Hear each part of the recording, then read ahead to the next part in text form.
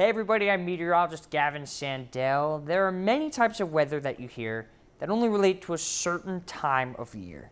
Think snow, sleet, even hurricanes as well. They're backbones of certain seasons, but super odd if you were to experience these during the off season. Another variable that can kind of fit that bill that we'll look into is the dew point.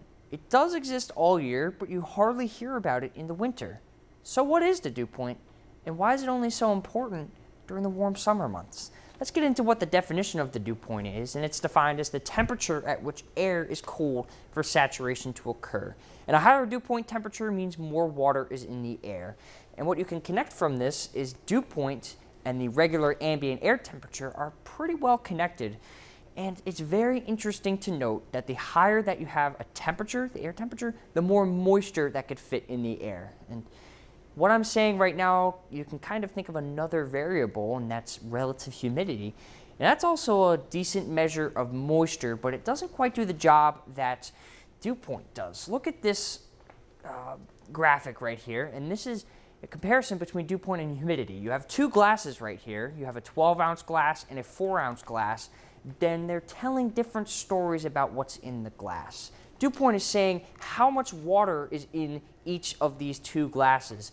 Relative humidity is saying how much percent of the glasses are filled with water. And so remember, like I said, higher temperature means you can have a higher amount of moisture in the air. So this 12-ounce glass is representing a warmer day, and this 4-ounce glass is representing, let's say, a cold, dry winter day. And even though there's 100% humidity and 100% full in this 4-ounce glass, a 50% full 12-ounce glass with 6 ounces of water has more moisture in it. So actually, even though the percentage is less here, there's more moisture in the air on a warm day in the high glass than a cold day in the small, teeny tiny glass.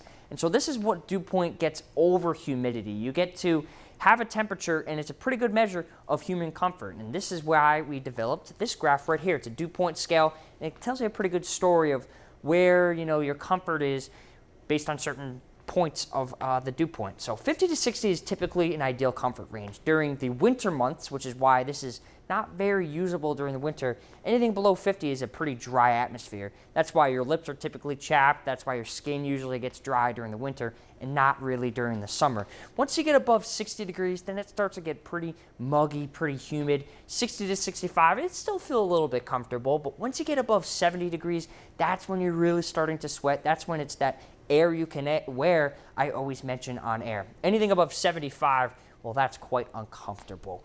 And what the dew point is today, we're just sitting at about 68 degrees, so it's going to be pretty uncomfortable, but it will still be manageable, not oppressive like it will be over the next couple of days. Well, I hope you were able to understand what dew point is, and maybe when you watch our newscast next, you'll be able to have a little better understanding of what it means and how it can relate to your comfort. With that, I'm meteorologist Gavin Sandel.